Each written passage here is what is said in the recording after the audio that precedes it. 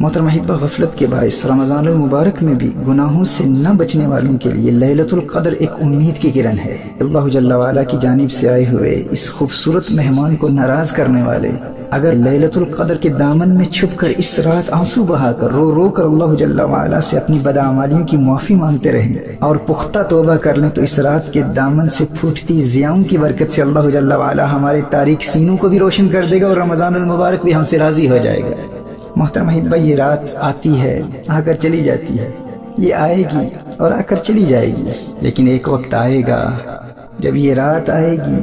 پر ہم نہ ہوں گے۔ آج دنیا میں کتنے اہل ایمان اس رات کے آنے سے قبل ہی موت کے آغوش میں جا پہنچے۔ شکر ادا کرو اللہ کا کہ اللہ نے تمہیں اس رات تک زندہ رکھا۔ سنن ابن ماجہ کی حدیث نبی کریم صلی اللہ علیہ وآلہ وسلم نے ارشاد فرمایا، جو شخص اس رات سے محروم رہ گیا گویا کہ تمام کی تمام بھلائی سے محروم رہ گیا، اور اس کی خیر سے محروم نہیں مگر وہ شخص جو حقیقتاً محروم ہے۔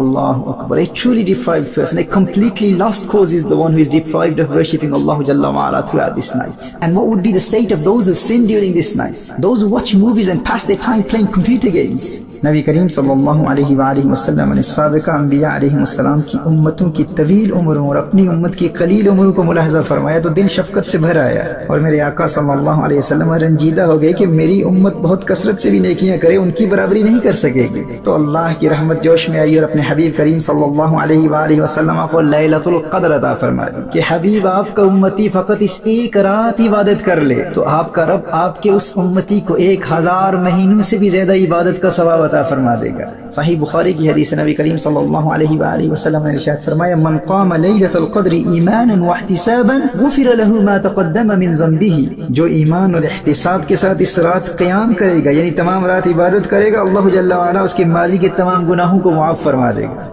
امام قرطبی علیہ رحمہ نے سیدنا کعب الاحبار رضی اللہ تعالیٰ عنہ کے حوالے سے سورۃ القدر کا ایک شان نزول یہ بھی بیان کیا ہے کہ بنی اسرائیل کے ایک بادشاہ کے 1000 شہزادے تھے،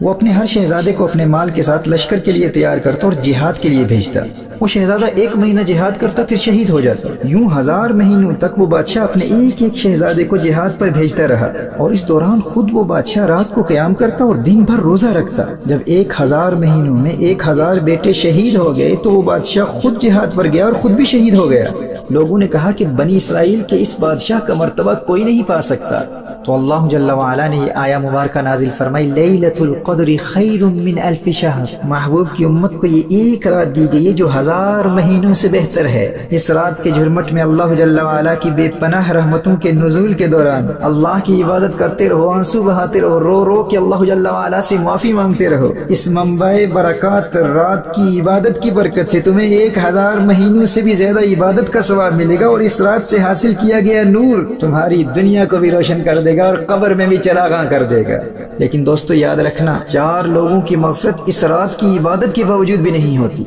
نمبر 1 عادی شرابی، نمبر 2 والدین کا نافرمان، نمبر 3 قاطع الرحم، رشتہ داروں سے تعلقات توڑنے والا، نمبر 4 آپس میں بغض و کینہ رکھنے والا، آپس میں قطع تعلق کرنے والا۔ تو جن کے والدین ناراض ہیں سب سے پہلے والدین کے قدموں سے لپٹ کر ان سے معافی مانگو۔ اگر اس رات کا نور حاصل کرنا چاہتے اور مغفرت کے حقیقی طلبگار ہو تو والدین کو راضی کر لو، رشتہ داروں سے فوراً صلح کر لو، شراب سے فوراً توبہ کر لو، اور جن اہل ایمان سے ناراضگی ہے یا دل میں بغض و کینہ ہے ان تک فوراً پیغام صلح پہنچاؤ۔ تاخیری حرب اختیار مت کرو، مت کہو کہ آئندہ مستقبل میں پھر موقع ملا تو صلح کر لیں گے۔ کیا ضمانت ہے، کیا گارنٹی ہے ہمارے پاس کہ لیلۃ القدر ہمیں پھر ملے گی، رمضان المبارک ہمیں پھر نصیب ہوگا؟ یہ موقع قسمت والوں کو ملا کرتا ہے، جو اس رات کی برکات سے محروم رہا حدیث کی روشنی میں اس سے بڑا محروم کوئی شخص نہیں ہے، وہ حقیقتاً محروم ہے۔ صحیح بخاری کی ایک حدیث ہے، نبی کریم صلی اللہ علیہ وآلہ وسلم نے ارشاد فرمایا، لیلۃ القدر کو رمضان المبارک کے آخری 10 کی طاق راتوں میں تلاش کرو، اور صحیح بخاری کی دوسری حدیث میں ارشاد فرمایا کہ آخری 7 راتوں میں تلاش کرو۔ اب اس رات کے تعین کے حوالے سے اگرچہ علماء مفسرین و محدثین کا اختلاف ہے، لیکن سیدنا عبداللہ ابن عمر رضی اللہ تعالیٰ عنہ، سیدنا ابی بن کعب رضی اللہ تعالیٰ عنہ، سیدنا الشیخ عبد القادر جیلانی رحمہ اللہ اور سیدنا بایزید بسطامی رحمہ اللہ جیسے اکابرین کی یہی رائے ہے کہ لیلۃ القدر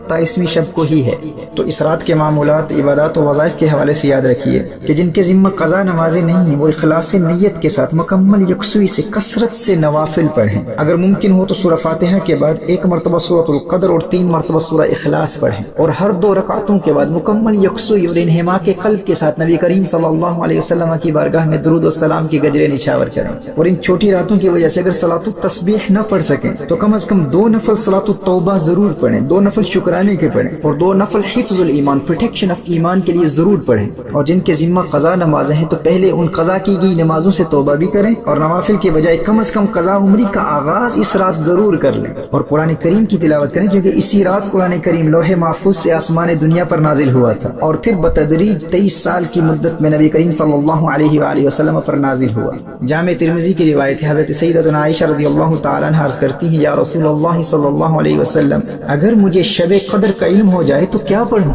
نبی کریم صلی اللہ علیہ وسلم نے ارشاد فرمایا، یوں دعا مانگو، اللہم انک عفو تحب العفو فاعف عنی،